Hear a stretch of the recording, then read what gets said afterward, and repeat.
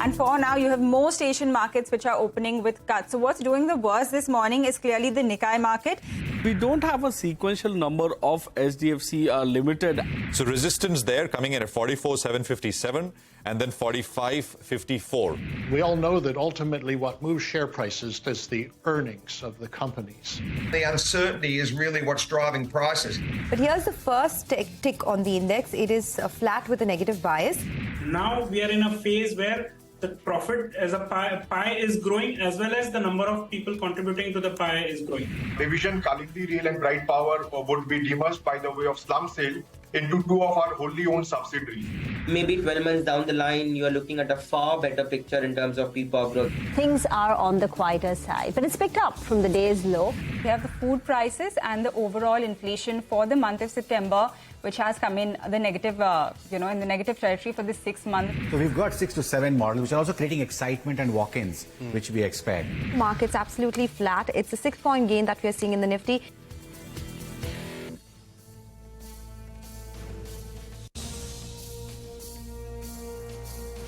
Well, that was the day so far. You're with us here on a fresh new edition of Closing Bell. This is the last hour of trade. We are coming to you live from the CNBC TV18 Motilal Oswal studios. I'm Prashant. With me, my colleagues Reema and Mangalam. Guys, hi, good afternoon. Hi, this is quiet as quiet can be, right? From It's quiet. It's a Sannata. Well, it's Sannata if you're looking at the frontline end of things. If you're looking at the broader markets, it's not quite quiet. In fact, if you're looking at FNO, then you would say, okay, there is some action. But if you look at the cash market, there's so much which is happening. Yeah. Even now, as we speak, we have almost 1,800 stocks in the green. For about 1,200 in the red. You took away my thunder. I was going to say it's so quiet. That's why Mangalam is going to. That's been a pattern. I've noticed this. Every time nothing happens, and I invariably find myself here on Closing Bell. Well, we'll have some fun over the next 60 minutes. The market is, as Mangalam said, a lot happening in the broader market, but on the index level, it is absolutely flat. Nothing very much going on. Market breadth has been contracting all day, which is that the advanced decline has been. The two lines have been almost converging. Not yet. There's about 400-500 stocks still separating advances and declines. Mid caps and small caps. That's what we were talking about. Those spaces are doing much better. 0.25%, 0.5% in that range on those indices. US futures are higher. And you also have European futures. I mean, last I checked, FTSE was up, but other European indices were not doing very much, flattish, right? Which is, of course, better as compared to the kind of day that we had on Friday. And this is the sort of thing which I think will be keenly watched. At the margin, and this is something we said in the morning as well, the fact that the US is now sort of making, at least looks like it's making diplomatic efforts to make sure that the conflict does not spiral out of control is a sentiment. I mean, it's a pretty bad situation, but at the margin, you're always looking at the marginal incremental push or pull. And I think this is a bit of a positive. But market conviction remains extremely low, as you can see on the screen right now. And of course, across global markets as well, because the fallout, I mean, no one really knows. This is something which I think will determine what happens from here, at least in the very near term. Reema. But it doesn't look like there is going to be a cascading impact on the markets because of what's happening. Unlike in the case of Russia-Ukraine, where we had far-reaching consequences on crude prices, gas. So far, at least, the reaction across the asset classes due to the Middle East conflict has been fairly measured. But getting back to our own markets, the low today was 19,691. So that's going to be an important level for our markets to defend, on the way down. HDFC Bank has recovered from the day's low, but it's still holding in the red. And this one's going to be key. Reports numbers post-market as. IT after last week's weakness, especially on Thursday when we got those IT numbers, IT is actually showing signs of bottoming out. The Nifty IT index is up 0.5%, and in that, LTI, Mindtree, HCL Tech. HCL Tech was smart even in Friday's trade, but LTI, Mindtree ahead of numbers this week is holding up quite smartly. Auto is another sector where you are seeing buying. Midcap IT particularly is quite strong. So you've got Happiest Minds, Mastech over there surging in trade. Steel names are active. JSW Steel, Tata Steel, Hero MotoCorp is one of your big movers. That's gained nearly about 2%. On the losing side, you've got Nestle and Asian Paints. Yes, we do. And in fact, Nestle, speaking of that, it was one of the big gainers on Friday's trading session. Citi had put it on its positive catalyst to watch out for. this week on the 19th, we have like the Avengers of FMCG reporting their numbers. It's HUL, ITC and Nestle. I don't remember the last time 3 Nifty FMCG companies reported numbers on the same day. On the same day, yeah. Wow. The good part, however, is Nestle is the morning show. The midday show is HUL and late evening is ITC. So nicely spread out. Nicely spread out, nicely or not so nicely, it depends on the way you look at it. But talking about the market itself, you know, you guys spoke about it to be absolutely flat. When it's a flat market, it's the option writers who make a lot of money because they write both calls and puts on either side. In the flatness of the market itself, a couple of things have happened. Today, the Nifty has surreptitiously recovered from the lows and conquered the 20-day moving average. The metals index is at the day's high. You were talking about, the global markets looking good. The direct impact of that in India is visible in the metals index. The 2 stocks which will be in focus is Reliance, where we're seeing a lot of dips being bought. And secondly is HDFC Bank ahead of those numbers. So these two have the power of moving the markets. Nifty Bank has moved off lows. So that is something we need to watch out for post HDFC Bank results in particular. And, the option positioning tells you that the Nifty Bank is a lot more bullish than what the price would have you believe. That's largely because the 44,200 put is seeing a fair amount of writing. The next congestion on the Nifty Bank comes in around that 44,600, 44,700 zone. So you do have more upside on the Nifty Bank than downside. And the Nifty itself, it's in a range. 19,700 put is extremely active and the 19,800 call is extremely active. So you're in the middle of 19,650 to 19,850 thereabouts. It is a flat market with a lot of positive bias and a lot of individual stocks doing well. Well, absolutely, Mangalam, and point taken. So watch the Bank Nifty, as Mangalam says, more than what the Nifty, at least over the very near term, over the next 60 minutes or so. How should you position yourself in the last 1 hour of trade? That's the question. And let's put out some trades. Mitesh is here to help us with that. Mitesh, hi, good afternoon. How are things looking, and will we see a move? Good afternoon, Prashant.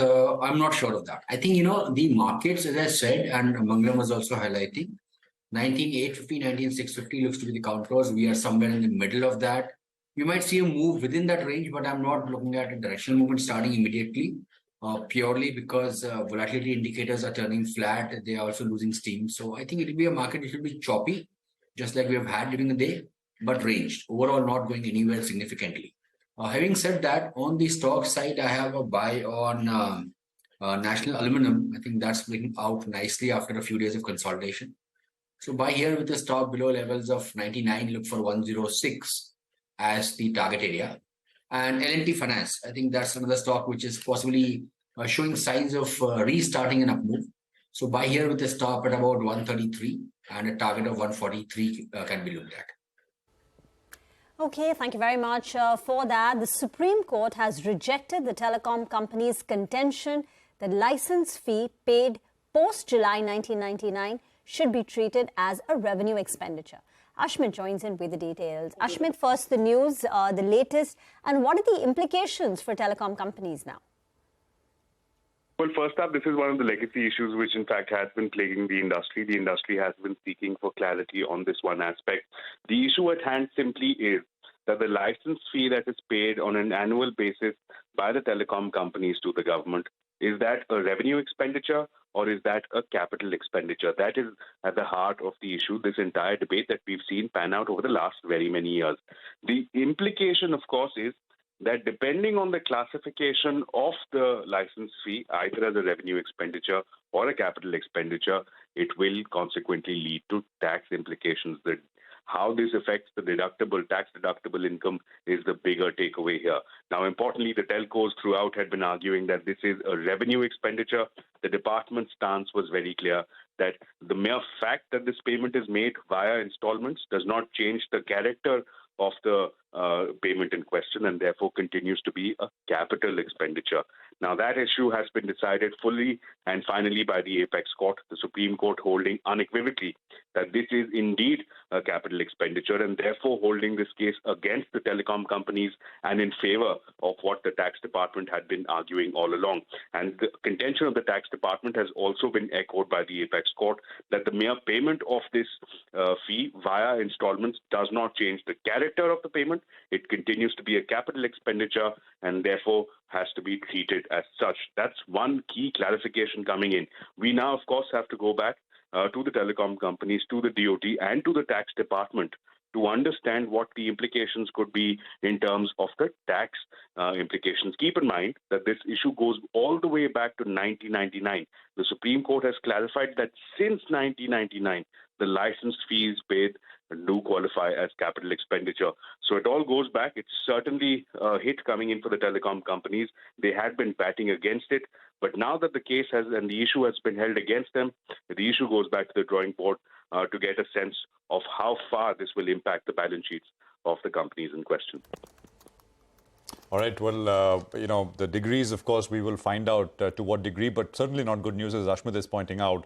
And we'll try and get some more clarity on exactly that, which is what is the implication for some of these companies. It's an old matter going back to 99, as Ashmit pointed out. Thanks very much, Ashmit, for that. Well, the other one is Delta Corp. It's down sharply. Again, there is the tax department, which is involved. Demand notice of over 6,000 crore rupees. Mangalam? It is the T word which has Delta Corp worried, right? And it's GST more than just the T. If you look at the way the stock price has moved over the last 6 months or so, just in June, it was 260 odd rupees. In less than 3.5 months, it's halved from those levels. Why is that? Well, because in July itself, we had the big GST Council meeting where casino, horse racing, online gaming, all of them were taxed at the uniform rate of 28 odd %. And the tax implication on the face value of chips impacted their business as well. So from there, we saw the first wave of sell-off on Delta Corp. Thereafter, in September, just about 20 days ago, the company received tax notices worth nearly 16,823 crores. This is GST notices for the company as well as its subsidiaries. And now, over this weekend itself, the Kolkata GST office has sent notices worth nearly 6,400 crore rupees to them. So in a matter of 20 days, 24,000 crore rupees worth tax notices have come to the company. The company on its part has said that they are pursuing all legal remedies to challenge these demands and related proceedings. But the street does not like this tax-related imbroglio, right? Ashmit just spoke about an issue which was from 1999. We're currently in 2023. So 24 years later, the tax issue is still on. Will that happen for something like Delta Corp or not also is something we'll be watching out for. And on its part, the company's financials haven't evoked much confidence as well, because the second quarter, revenue, EBITDA and net profit absolutely flat. And then from a trading standpoint, in the last 1.5 months, the stock has perpetually been in the F&O band, virtually on a daily basis, barring 1 or 2 odd occasions when it came out, only to go back within a few hours. So when all these things happen, it leads to a big move, and this time around it's on the downside. 50% gone from its levels of 250 that it was sometime in June. Hemang Jani is with us. Hemang, do you have any view on Delta Corp, or is it just a complete avoid given the uncertainty? Rima, as we all have seen how things have panned out in the last about 2-3 months, wherein the market cap of the company, the scale of operations of the company is too small, about 3,400 crore kind of a market cap, and about 250-275 crore kind of a profit, and the kind of figure that we are hearing about this tax litigation is running into tens of thousands of crores. So I think clearly there is going to be an overhang of how long this legal issue will go on, and there are ways to deal with it by paying a certain amount. But the fact is that it's overwhelming. So, it would be an avoid at this point of time, given the intricacy involved and the scale of amount involved. What about fertilizer? Hemang, we're seeing a big move in fertilizer name. Fact is up 20%. GSFC has a double-digit rally. NFL has nearly gained close to about 10%. What is happening in this entire sector? So I spoke to an industry expert on the fertilizer and specialty chemical sector, and 2-3 takeaways from that conversation is that the nitrogen-based fertilizers and the nitric acid, there is a genuine price increase which is happening. And some of the companies which could have possible rub-off because of that is Deepak Fertilizer and GNFC. While people are talking about the potash prices, having gone up because of the Israel-Palestinian issue, the fact of the matter is that in India, there are very few companies which have the capacity to manufacture. Yes, GSFC has a very small capacity, but the kind of price move that we are seeing today is not in commensurate with the kind of capacity that they have. So it would be good to avoid that. But in terms of specialty chemicals, companies like Navin Fluorine, Deepak Nitrite, SRF, the prices are bottoming out. So the worst seems to be over and has already been factored in. Maybe quarterly numbers may not be that great. But from here on, specialty chemical as a sector should do reasonably well. All right, specialty chemicals as a sector should do reasonably well. I was just looking at a bunch of these textile names. They're spiking. Gokaldas Exports, for instance, Hemang is up around 11%. We're seeing a decent move come by on other names as well. But at the same time, a lot on the street are anticipating big positives coming in on account of the UK-India FTA, or the free trade agreement that would happen, or that is expected to happen towards the end of this month. Your thoughts on how would you play this theme? Who would be the bigger beneficiaries here? And how much of that is already in the price, given the moves that we've seen in these stocks? As far as UK-India bilateral treaty is concerned, maybe some of the textile companies and United Spirits could be a big beneficiary, because a large component of the import that United Spirits does, there can be certain amount of relief. So I think a good way to play this event is through United Spirits and maybe, some of the textile companies. I mean, yeah, that's... that is one of the contentious kind of issues, which was the reason why, the alcohol issue, where the last time it did not happen. So it's one of the contentious issues. But this time, hopefully by the end of the month, at least that's the buzz. Parikshit also reported on this on Friday. We'll get something just a word on the alcohol bit itself. Yeah. We did have Hina Nagarajan say that were this to happen in the way they are anticipating, it could improve or it could impact their costs by about 300 to 700 basis points, depending on the product or the nature of the product. So what they would do is they would immediately pass it on to the consumers. That would be a positive in terms of their volumes. However, the only worry is this 300 to 700 basis points that they are saving in tax. Will that be undone by a similar amount of increase in the state taxes? If that happens, then the companies, instead of paying it to the central government, will now have to pay to the state government, and things remain status quo. So that's a big risk. Absolutely. We'll see. There's another one, Mangalam. You were talking about textile companies, House of Pearl Fashion, right? PGIL. I mean, it's just coming up on my screen. It's up some 13%. Okay, yeah. There's PGIL. I mean, I don't know if you can pull that up, but it's got decent sized volumes. 1300 plus is where 1310. I'm not sure if this is also on the back of that sort of FTA buzz, but that's... Pearl Global Industries, is that what you're talking about? PGIL. PGIL, yeah. Never heard of this name, I'll be very honest. Yeah. And the stock actually has rallied quite a bit from 400 at the start of this year to close around 1300. Three times move. It's in the ASM stage 1 and 2,800 crore market cap. 200% this year. So there you have it, Pearl Global Industries. Pearl Global, yeah. That's the one we're talking about. Well, that's textiles for you, but let's talk about the railway space. Texmaco Rail and Engineering is also doing very well. They posted a good set of numbers for the second quarter. And they've also announced the demerger of their rail and green energy infrastructure business. Earlier today, we spoke with the management. The CFO of the company was with us in the program. Listen into some of that commentary. This division mainly caters to our EPC segments, that is for track laying, signaling, telecommunication, a bit of hydromechanical, and the railway bridges that we cater to. On an average, you see that the turnover has been in the range of around 550 to 600 crore if you see the past trend. So we expect that it would be ranging in the same level as of now. If you see on a consolidated basis, we have an order book of around 7,800 crores as of date, of which heavy engineering and steel foundry comprise of around 5,600. Our rail EPC, that is Kalindi and Bright Power, as of today is around 1,700. Joint venture and various subsidiaries around 500. Right now, we are at the run rate of around 600 or just over 600. Our target is to go up to 750 or 800 by end of this year. And by mid of next year, we should hit the number of 1K wagon per month. That's our objective. All right, so that's the word coming in from Texmaco Rail. Just keep an eye out on Cochin Shipyard before we slip into that short break. A big spike is what we're seeing on Cochin Shipyard for most part of today's trading session. In fact, up until now, the stock was absolutely flat. And there you have a big vertical rally out there. Take a short break, come back, get you more on the markets and individual stocks. On the other side, we'll also be joined by Anshul Sehgal from Kotak PMS.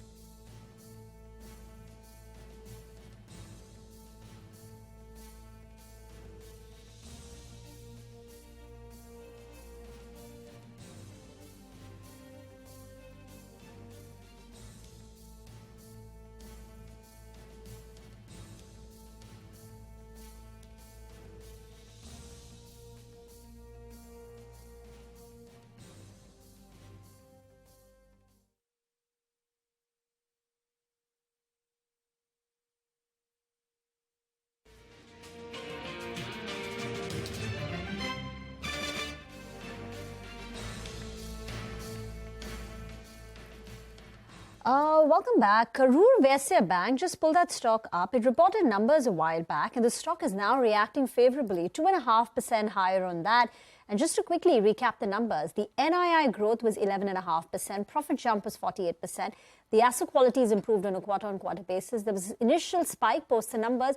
It's cooled off a bit from those levels, but still up close to about 2.5% post its Q2 performance. Let's talk about PVR Inox. That's the next one on our radar. This is after the company launches a subscription-based plan to watch movies called PVR Inox Passport. Shilpa joins in with the details. Shilpa. Well, it's a monthly subscription pass that PVR Inox has launched called Passport that lets you watch 10 movies in a month for just $6.99, and this is between Monday to Thursday.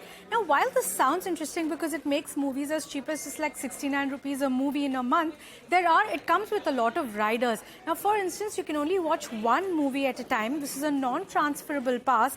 One movie a day is all that you can watch between Monday to Thursday, and national holidays are not included in that. And you can buy the subscription pass only on the PVR Inox website or app. And the ticket pricing is also capped at 350. So it's free only until the ticket is priced up to 350. Beyond that, you will have to pay over and above. And this also does not include, premium offering screens like the IMAX, Gold, Lux, Director's Cut, and even in terms of seats. While you can book all of them, recliner seats, which are usually the more expensive ones, are also not included. And more importantly, this has only been launched in the north and the west markets, and it has not been launched in any of the 5 southern states, including also some other cities like Chandigarh and Puducherry as well. And this is a limited period program, meaning only 20,000 passes will be issued, and then the company will look at how it wants to extend it further. In fact, I spoke to PVR Inox's co-CEO Gautam Datta on what the larger idea behind this is and what the strategy is. Listen in.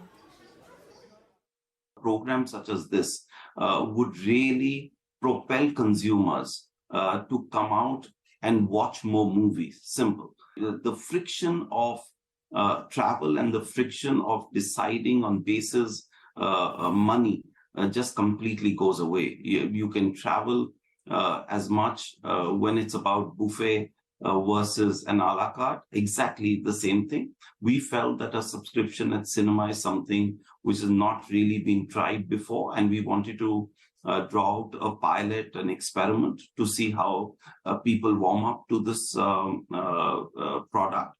And that was largely the genesis of this program. We felt 20,000 would give us a good idea of how the consumption pattern would change or alter. And we wanted to take that piece in, then give a gap for at least 4 to 6 weeks, and then come out with a bigger national rollout. So on a weekday, we are closer to about 24% occupancy. Weekends are about 41% occupancy. So typically we are looking at increasing the occupancy over weekdays, and that's really the focus of this product. That'll be very interesting how it goes, because Prashant, 699 rupees per month, no movies in South India, no movies on weekends, no movies on public holidays, no movies where ticket prices are upwards of 350 rupees, no premium offerings, and only 20,000 subscriptions to be first rollout. Are you a taker? No, because it's a Monday to Thursday, but I guess it will also drive some F&B revenues for them, right? So and the break-even is probably just 2 or 3 movies a month. Yeah, but I was just, doing some math out here. 20,000 people, they pay 699 rupees. That's just about 1.4 crore rupees per month in terms of revenue. Each of them, assuming all of them watch one movie every week and spend 250 rupees, which is the average spend per head on F&B there, that is 1,000 rupees per person per month. That would make it around 2.5 to 3 crores in terms of total revenue. That includes the monthly subscription fee. 3 crore rupees per month is 35 crore rupees for per quarter for PVR. But anyway, they're running at 24% occupancy, right? Any more than that, 20,000. Even if they increase bonus it, money. It is bonus money, but how much of that comes? And this is assuming full purchase of this. But I'm just thinking, can it work in a negative way? Yeah. Because I mean, if you know that for $700 you're getting you can watch movies over the weekend. Suddenly, if for the weekend you want to go watch a movie and the price is whatever, 800 rupees, 1,000 rupees. I mean, your mind gets anchored to, well, I can catch that movie for whatever price during the weekend. Why should I pay such a, I don't know. I mean, that's a fair point, in fact. So I think that is the reason why, as they said, they're rolling this out as a pilot pilot kind of a thing. They'll see, I guess, the data, etc., as it comes in. How these people behaving in terms of what the FNB is, 250, maybe it's higher. We don't know. And then maybe decide to roll it out or not. One thing is for sure, it's given them a lot more publicity than the kind of revenue that they get. Trying something full marks new, for trying something new, yes. By the way, I saw Oppenheimer 3 times, right? I am the perfect candidate, but I saw it over the weekend. Oppenheimer was upwards of 350 rupees per ticket. You're not eligible for that, sir. No, I remember Oppenheimer, even a month later, was so expensive. Yeah. No, I paid, I'm not joking, I paid, the first one was $250. I saw the show, it was 7 in the morning. Okay. And I didn't pay, expensive, under 500 rupees. But yeah, the limit is 350 per ticket, so one will have to see. Let's see how that goes about. Hemang, your thoughts on PVR? I mean, movies have come back and PVR also has seen a bit of a recovery from the lows now. And with the content pipeline, all of this is looking good. Do you think this announcement is material in your thesis for PVR? So the announcement looks very interesting. They're trying to address the occupancy, level because typically weekdays you see that the occupancy levels are much lesser, and the college-going crowd or the senior citizens where the price sensitivity is very high. They're trying to see if this kind of a initiative will work. In terms of absolute impact, it may not be big, but if you see some improvement in the occupancy, surely people would want to explore that given the onslaught of OTT which we are witnessing right now. Okay, all right. Hemang, we'll leave it there. Thank you very much for your time. Good speaking with you. And it's a pleasure. Well, our Alpha Manager of the day is with us. Anshul Sehgal of Kotak PMS is now joining in. Anshul, good to have you with us here. Thank you very much for your time. We were just talking about this PVR issue. Any thoughts? Have you spent time thinking about this one in terms of how it would play out? Honestly, I'm hearing it from you just now, Prashant. I had no clue that this was happening, and so okay. I haven't put my mind to it. But Monday to Thursday looks not too exciting for me. I assume that there will be takers for it in that period, but not for me. So haven't put my mind to it too much. Maybe college kids, right? I mean, youngsters and so on and so forth. Senior citizens, housewives, people sitting at homes. Absolutely. Anshul, any thoughts on the market per se in what it's doing, which is nothing, at least on the index level, absolutely flat. Your thoughts? Yeah, Prashant, two things. One is that clearly this period has told us that it's actually futile to be predicting the markets. As you're well aware, sometime around March, people were circumspect. Anybody you spoke with, I would say out of 10, 9 people were circumspect, and we've seen what's happened with the markets. The small and mid-cap indices have run up over 30% in the last 6 months. And clearly, they've surprised the markets on the upside. The second thing is that with this rally in the small and mid-caps, large caps have relatively become favorably valued as compared to small and mid-caps. And so it would be prudent to take some monies off the table and shift them towards large caps, at least for portfolio managers who are judged on a year-on-year basis. For individuals who are investing for their own capital, that is, they're investing their own capital. For them, it's okay if they have a 3-5 year time horizon to invest their monies and hold this rally. On the other hand, we do see that there is sector rotation that is happening, and there are opportunities which are stock-specific, sector-specific across the markets even today, despite the rally that we have seen in the markets. So this is an interesting market, not so much a buy anything at any price kind of a market, but a much more stock-specific bottom-up market from here to the next 6 to 12 months. Anshul, one can't buy anything in this market. So can you share some good themes, interesting themes that you have identified in the last, say, 2 or 3 months? Hi, Rima. I think that this is a market where over the last, I'd say 5 to 7 years, pharma has done nothing. And we see that between now and the next 2 to 3 years, pharma in terms of risk reward looks quite interesting. And within pharma, we would look at exporters to the world from India. And so we think that that space looks interesting. Valuations are attractive. Prices are rock bottom, that is of generics in the US. There is room for prices to at least stabilize, not go down any further from here, and for volumes to move up, which should be good for the stock prices. Then there are, slightly smaller sectors like real estate, where there are opportunities, sectors like sugar and ethanol, where we see tremendous opportunity at this time. In addition to that, even within larger sectors like IT and financials, there are opportunities which are off the beaten track, and where if you can do some work, identify really money-making opportunities in the next 6 to 12 months. So there are opportunities, but it's not so easy to make money anymore. Well, it's never easy to make money, Anshul. Relatively getting even tougher now, you say. There was an interesting development that took place in Laurus Labs, where one of their associates actually went ahead and got an approval for one of their cancer treatment drugs. The price of that treatment was 3 to 4 odd crores. Now, with this coming by, the average price declines to about 10% of that. And they believe that they can scale this business up by 6 times. And as a result of which, they can also reduce the price further to about 20 lakh odd rupees. But Anshul likes the ones that actually make in India and supply to the world. Your thoughts on financials? I remember you liking financials. We had numbers coming in from Federal Bank, Bank of Maharashtra, Karur Vysya Bank as well. How are you, how is your opinion poised in financials right now when it comes to large cap private banks, mid cap private banks, public sector banks and NBFCs? Mangalam, that's a very interesting question, I must mention, because, the large caps have really done very well in the last, say, 2 odd years. And some of them have been seriously re-rated in this period. There are others which were doing very well prior to that, that is in the times of COVID and before that.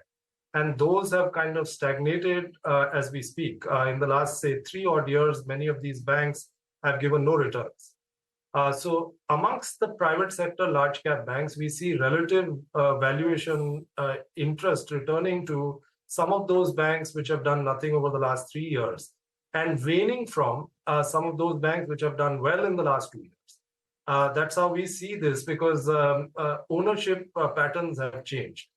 One is that. Second is, amongst the old private sector banks, we see that there is somewhat of a hangover of past sort of valuations, which is still plaguing these names. While their earnings have rebounded, valuations have gone nowhere.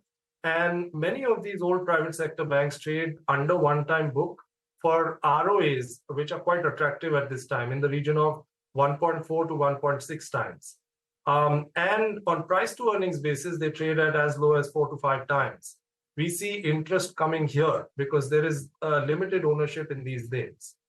NBFCs, we think that housing finance, NBFCs, some of those are quite attractively valued, and there the NPA cycle is peaking out. NPAs are coming off, which is why earnings will rebound, and that's not priced in yet. So we do find opportunity there as well. There is opportunity in the markets, as I said, but you'll have to do a little bit of work, dig deeper, look for arbitrages on expectations, and there will be money made. You have any of these textile names in your portfolio, Anshu? Honestly, nothing just now, Prashant, but that is another space where we think that opportunity will arise in the next 6 to 12 months. We think that cotton prices have been steady. They've been in a range of 60,000 rupees odd over the last, say, 6 to 12 months. We think that if prices remain here and the yarn spread widens, in India, there will be opportunity from yarn particularly, as also from garmenting. So there will be opportunity in the next 6 to 12 months, even in this space. All right. And of course, there is the India-UK FTA. I don't want to jinx it, but let's just hope it gets done. But that's only towards the end of the month. So another big potential opportunity. I mean, right now, Bangladesh and China, the big exporters of textile apparel, all sorts of textiles to the UK. And of course, to the US, etc. as well. And the hope is with the FTA coming in, maybe, that also gets a big boost out of India. Thanks very much, Anshul. Great speaking with you. Appreciate you joining in, and always a pleasure having you here on CNBC TV18. Well, in some good news which came through earlier, we had the cricket T20, which actually is now part of the Olympics from 2028.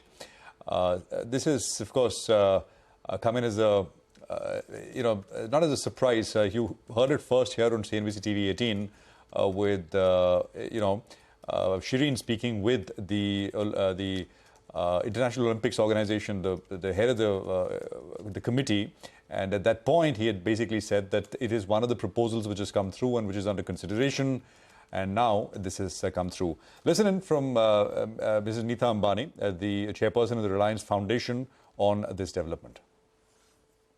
Historic moment for India as cricket is finally a part of the Olympics. Your initial reactions, first comments. I think I'm so delighted. It's celebrations, I think. And this means a lot, not only for the 1.4 billion Indians, but I think everybody in South Asia. I think Olympics will now have a deeper engagement with all these countries in South Asia, like India, Afghanistan, Pakistan, Sri Lanka, Bangladesh. So very happy day. And it couldn't have come better. I mean, we are hosting the 141st Olympic session in Mumbai after 40 years. World Cup is being played in India. And this historic decision and voting went for it in India. So everything has come together. Yeah. And I think only good things. So what were the kind of conversations that you've had with IOC to make this happen, also with the LA 2028 team as well? So this has been going on for the last 4 years. We've had so many discussions and deliberations about having cricket as an Olympic sport. And finally, the historic decision had to be made today in Mumbai. So I'm just very happy. Yeah. And in general, Reliance has worked extensively with different kinds of sports apart from cricket. And during the inauguration of the 141st IOC session, which happened on Saturday, Prime Minister Narendra Modi also expressed his intention to host the Youth Olympics as well as the 2036 Olympics. What is the kind of infrastructure? Sports is becoming popular in country, but what is the kind of infrastructure or how will Reliance work with the government to make a successful, play at Youth Olympics and the 2036 Olympics? I think not only Reliance, I think many corporates are going to kind of help in this endeavor. If we win the bid for 2030 Youth Olympics or 2036 Summer Olympics, I think it's a coming together of everyone for this dream for Indian children.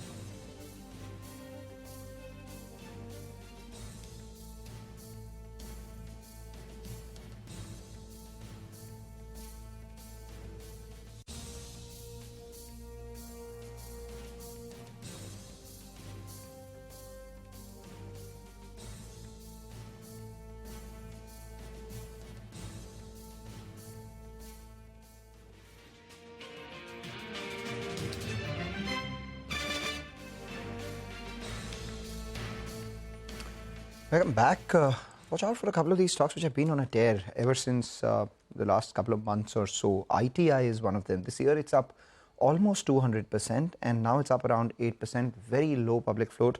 So any move on this is exaggerated on either side, and this time around it's on the way up. This month it's up nearly 45%. The other one is Kohinoor Foods. That's locked in a 10% upper circuit as well. So that's something that we are eyeing. Apart from the fertilizer stocks, GNFC is the other one which has moved higher too. But we're talking about numbers here, and Bajaj Finance will be reporting their numbers tomorrow. Ritu joins in with the key expectations. Ritu.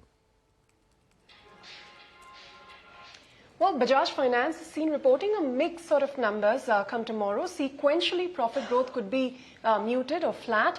Now, our poll shows that profit could come in at 3,616 crore rupees compared to about 2,780 crores in the same period last year, which would translate to a 30% growth YOY. The net interest income, the core income of the lender, is seen growing by almost 30% over the previous year and 7% sequentially to 7,208 crore rupees as per our poll. Now, in the business updates that Bajaj Finance has given, it said that it registered an AUM growth of almost 33%, and that's the best growth it has had in 15 quarters when you look at the year-on-year numbers. The deposits growth was very healthy, almost 39% year-on-year at 54,800 crore rupees, and the customer base was up 22% over the previous year and about 5% sequentially. The not so good part of the numbers that were disclosed were the new loan dispersals, which had fallen over the previous quarter, down by about 14% to 85 lakhs. Liquidity in the balance sheet was also down by about 10% sequentially, and the cross-sell rate had come down to a 9-quarter low. Now, in terms of what the street is going to be watching out for in the numbers, one, of course, is margins, a running theme that we've seen across banks and NBFCs. The street is expecting a decline of 30 basis points year-on-year and 20 basis points sequentially in Bajaj Finance's numbers. Asset quality, again, which is what we've seen in many of the lenders that have already reported, could see some improvement, and provisions are expected to remain under control. Any commentary from the management on the future outlook, of course, we'll watch out for. Also, any comments on that $1 billion mega fundraise, which, remember, the board has approved, and the EGM is now on the 31st of October to seek shareholders' nod. All right, Ritu, thanks very much for that. So we'll see Bajaj Finance as the numbers come in. But of course, I mean, before that, we'll get numbers from HDFC Bank, and we are awaiting those numbers. In the next an hour or so is when we should have them. Mitesh is with us to tell us what to buy or sell today for a reverse trade tomorrow. Mitesh, what do you have? Prashant, I have one buy and one sell side trade. Divis, I think, is breaking down, so we'll take a STBT there. Keep a stop above levels of 36.83 and a target of 36.25 can be looked at. And Aditya Birla Fashions, or ABFRL as we know it, that's a BTST with a stop at 224.5 for a target of 233. Mitesh, just if you can pull up the chart of BL Kashyap, if you can. Is doing well in a down market. It's done well this year, but what hasn't done well this year? I mean, it's basically back at 2017 levels. The all-time high, I think, was back in the day in 2007, but it's seen a pretty large move, and it's now trying to take out the 2017 levels here. Any thoughts on this one? So, Prashant, I've been tracking the stock for some time now. The long-term charts are very, very positive. And as you rightly highlighted, it's just about to take those highs which it made in November of 2017, which was around 72 rupees, and now the stock is just above that. Broadly, I think the stock has a lot of potential, and I think the stock can even go to about levels of 115 to about 120 to begin with, maybe even higher levels, but that is what I'm looking at if you give it about 3-4 months of time. So very, very positive.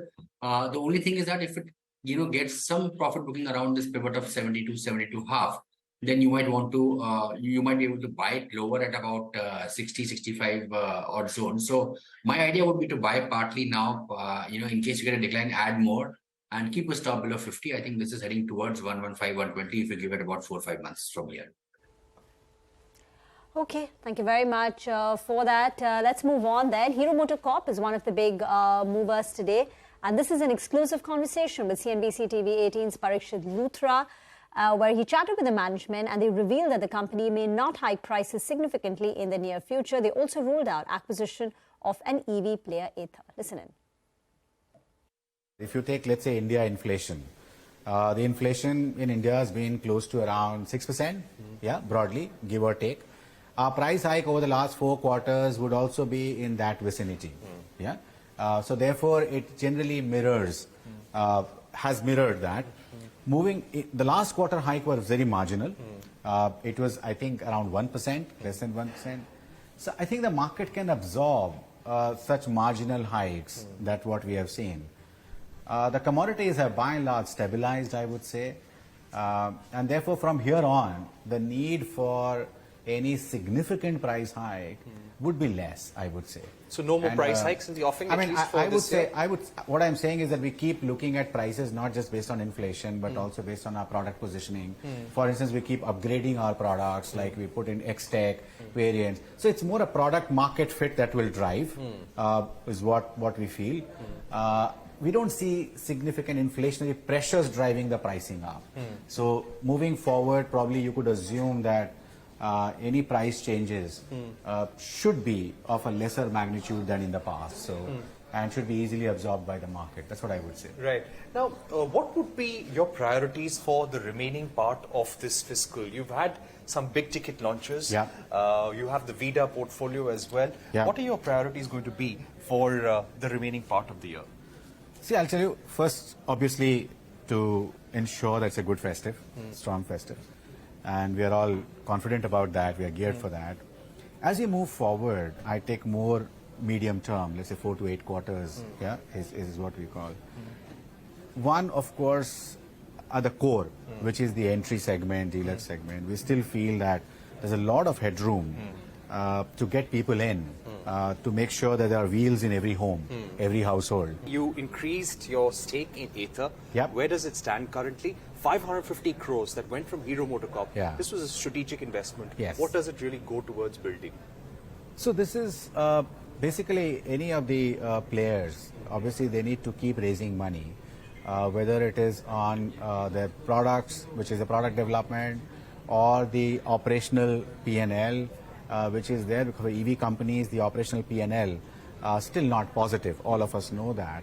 So it's a combination of the entire business growth towards which it goes in terms of the money that they raise. We have continued to support Ather, we continue to back that because we believe that it's not about, it's more about building the category. And right now the EV category needs to be built up and there's space for a good number of 2-3 strong premium brands. And Ather has done well in that direction. Our stake currently stands at around 37.5% as far as Ather is concerned. And that's what, in terms of when we say strategic, obviously we don't treat it as a financial investment, but we are looking at Ather from a medium to long-term point of view. Okay, and there's always been talk of buying a bigger share, maybe acquiring Ather as a company. Would you rule that out sometime in future? No, look, Parikshit, I mean, in a sense that Ather is doing well. We continue to support them with our advice. Both the companies have started working collaboratively on multiple directions as well. So I would say there is, as of now, there is actually, we don't see a need to consider that or explore that. And obviously the board continues to take from time to time the necessary evaluation of all the investments as to what we should do, like any other listed company's board. Right. Whether you should hike up, whether you should go down, divest. Those are decisions that board keeps taking from time to time.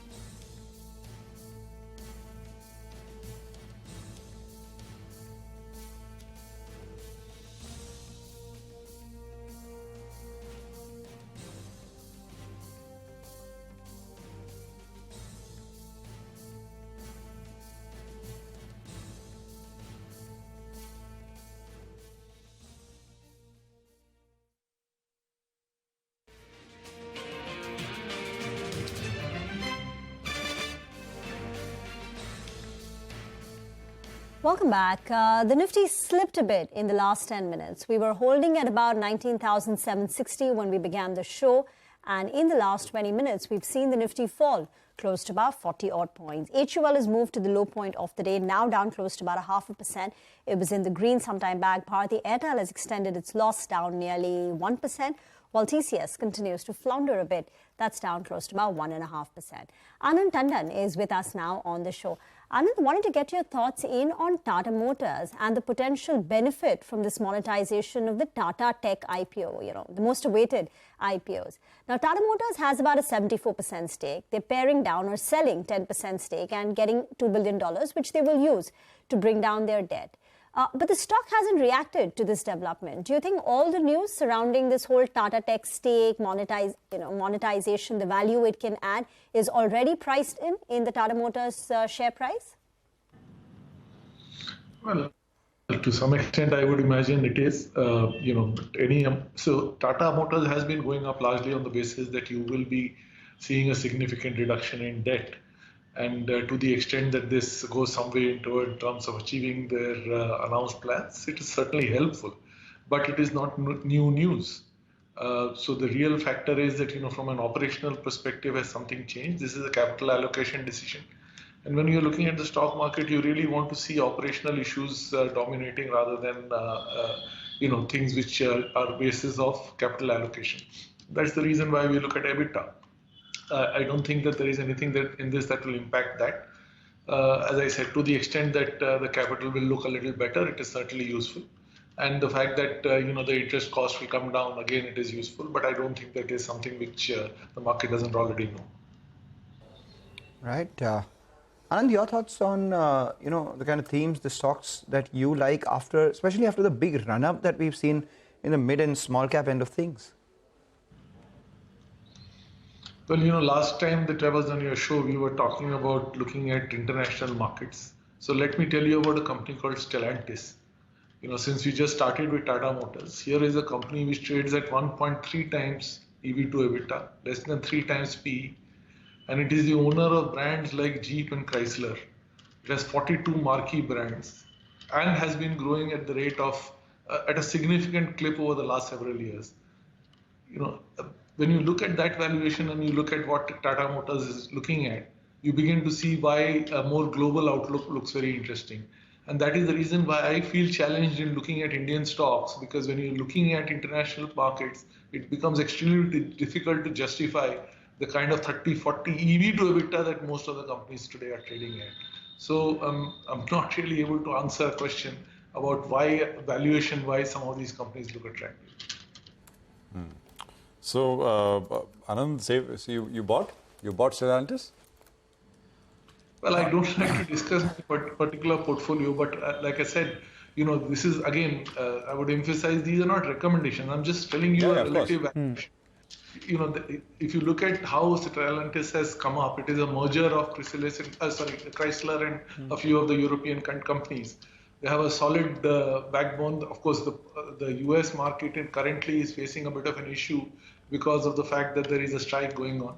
But assuming that is temporary and will somewhat be fixed, and more importantly, Stellantis is not only based in the US, it also has European operations and so on, much like Tata Motors. The question is, would you be buying something which is at 7 times EV to EBITDA versus something which is at 1.3 times EV to EBITDA? Anand, did you look at the Birkenstock offering? What are your thoughts there? Because it was offered at around $8.6 billion valuation. Now it's come down to around 7.5. That's about $1 billion. Birkenstock, it's a footwear company. Right. No, I have not looked at that yet. By the way, Yatra, which reported numbers just maybe at about 130, stock is suddenly nosedive, down close to about 3.5%. Pull up the Yatra online limited. There you have it. Sharp fall in Yatra. 4% gone now on that. Did you look at the numbers in closer details or not yet? I did look at the numbers in closer details, but they're also the first quarter numbers, right? Yeah. So the important aspect to watch out for will be what happens in the second quarter and thereafter. And more importantly, post this festive season, Cricket World Cup sort of hype that everyone has about travel. Question is, are these numbers the peak numbers, or will it look even better going forward. Right now, at least the stock is trading pretty close to its issue price. I think the issue price was 142. Anand, had a look at Federal Bank's numbers. What did you make of it? So, again, I would rather talk in slightly more general terms. That's a bank that has been doing reasonably well and has also done reasonably well in terms of the prices. So it's not as if the market has not rewarded it, though it has been a little while doing that. If you look at where we are placed today, the Federal Bank advantage is that it does get a lot of remittances from overseas because of the location that it's headquartered in. And, to that extent, therefore, they are cushioned somewhat in terms of their liabilities. The recent analyst issues in terms of whether or not the credit cycle is beginning to become a little sour as far as the retail lending is concerned, I think is a caution that needs to be well taken. To the extent, again, that Federal Bank is technologically one of the better banks, I think it is, reasonably a good position to be in. So if you are looking for a mid-sized bank, which is reasonably well managed in a space where liabilities will not become a problem, I think that's a company which is, fairly well positioned. But if you are looking for something which will be able to withstand stocks, again, I would recommend that one look at larger companies because you are getting into a lot more uncertain world and being able to handle shocks is one of the key issues that you should be aware of.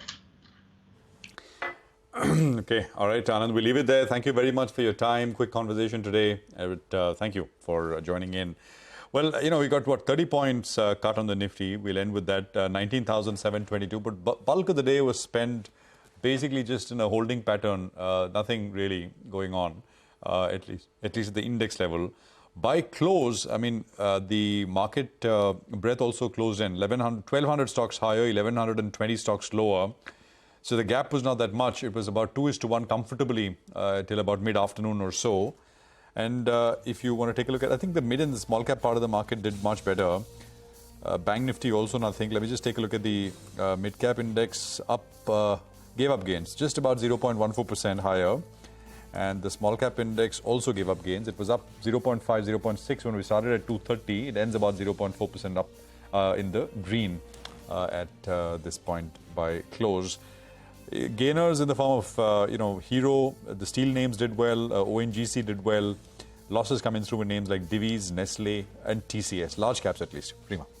Well, the mid-cap index closes in the green. There goes the bell. Some of the key movers include Delta, down 8% post the second GST notice. You had cuts in Divis Laboratories. Avenue Supermarts reacted adversely, down 2% on that. You had, on the gainers list, you had MCX, up 4%. Skipper, where we got that big, nearly 600 crore order win, and Karur Vysya Bank and Bank of Maharashtra, both of them reacted positively to their numbers. Well, in the small cap end of things, it was incredible in the fertilizer pack. Fact actually ended about 20% higher. We did see some gains come by on RCF as well. That was up around 6.5%.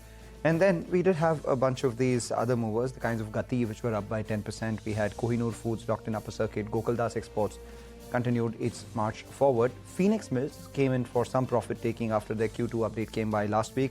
Hindware Home saw a decline about 4% as well. AGI Greenpack, the stock's been on a bit of a tear, up almost 300% this year, or 3 times this year, 200%, and saw some profit taking as well. By and large, it was an even Steven sort of market, but the only positive was that in the broader markets, the gainers, the quantum of gains was a lot higher than the quantum of losses and losers. And what went up, the list is backed by volumes a lot larger as compared to what went down, where volumes are relatively much lower. Well, that's it from all of us here. It's a wrap on this edition of Closing Bell. But don't go anywhere. Our special offering, Market Masters, will pick up on the action. Stay tuned.